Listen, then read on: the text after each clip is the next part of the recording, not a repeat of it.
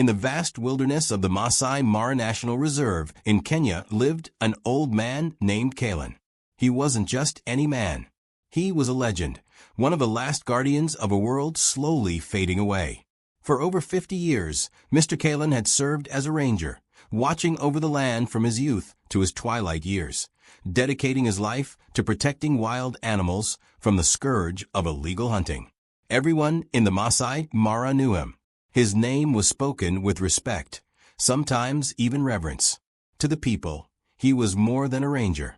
He was the heartbeat of the reserve, a symbol of patience, courage, and quiet strength.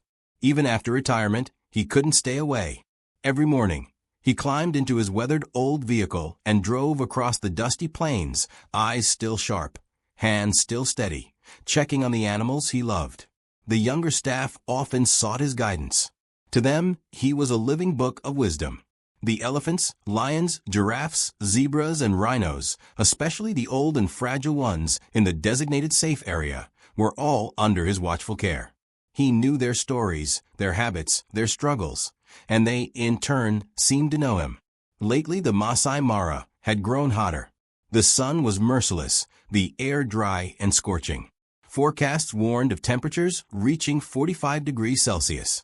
That morning, as the heat shimmered across the plains and animals sought shade beneath the acacia trees, Mr. Kalen was already behind the wheel, determined to check on a rhino injured the day before. He drove slowly over the cracked earth, heat blasting into the cabin. Sweat soaked his clothes, but he pressed on, reaching the shaded thickets where the wounded rhino lay. Stopping the car, he stepped out and spotted the great beast lying quietly. Its long wound still hadn't healed. With concern in his eyes, Mr. Kalen approached gently, speaking softly. Then, without warning, a sharp pain struck his chest. It radiated quickly, stealing his breath, blurring his vision. He staggered and dropped to his knees in the grass, his skin clammy, face pale. Somewhere nearby, two fellow rangers, Leo and Samir, were tending to zebras when they heard a faint, broken call for help. They ran.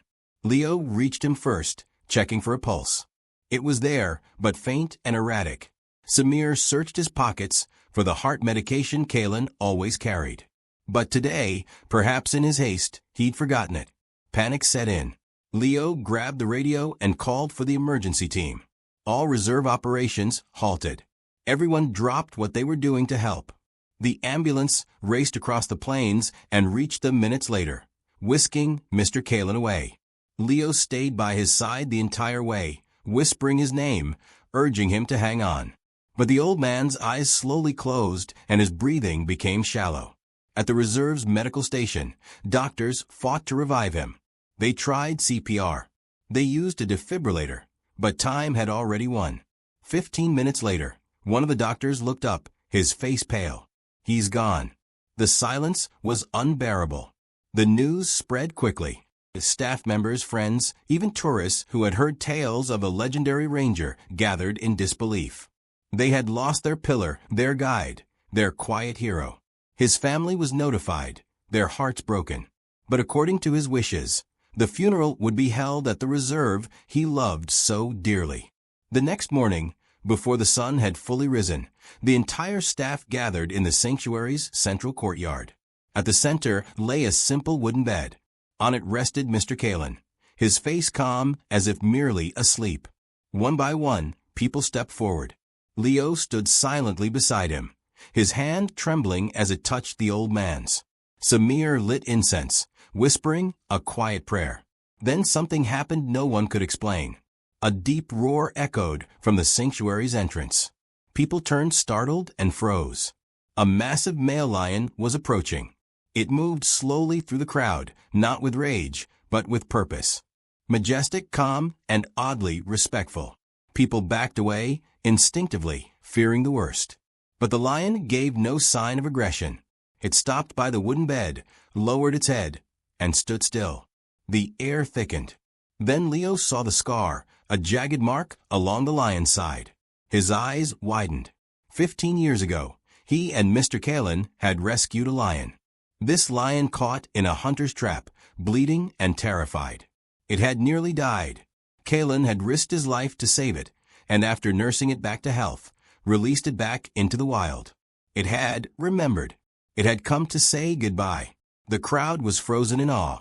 Leo stepped forward slowly, calming everyone. "It's okay," he said. "He's not here to hurt anyone." People began to move closer. The fear melted into reverence. Together, they stood in silence as the lion circled the bed one last time, then lay at the foot, eyes never leaving the man who had once saved him. Before you dive into the story, tell us in the comments which animal do you love the most, and where are you watching from? We're doing a little check-in with our amazing community. And if these powerful stories speak to your heart, don't forget to like, subscribe to Helping Hub, and hit the bell icon. We drop something new and unforgettable every single day. Back to story. After the ceremony, Kalen's body was carried to a peaceful grassy hill under a large shade tree. The lion followed behind. There, beneath the tree he loved, they dug a quiet grave. Leo and Samir laid a stone at its head, engraved with his name and 50 years of service. Locals held a traditional prayer, sending his spirit back to the earth. The lion stood vigil, unmoving. Then it raised its head and roared, a deep, heartbreaking sound that echoed across the plains like a cry of grief. Only then did the people slowly walk away, leaving the lion alone with his sorrow. As the sun dipped below the horizon, painting the Masai Mara in deep red, the image of the lion at the old man's grave was seared into memory. The next day, the reserve went quiet. No tours, no vehicles, just remembrance. People came to lay wild flowers and light incense at the grave. Sometimes the lion returned too. Always alone, always silent.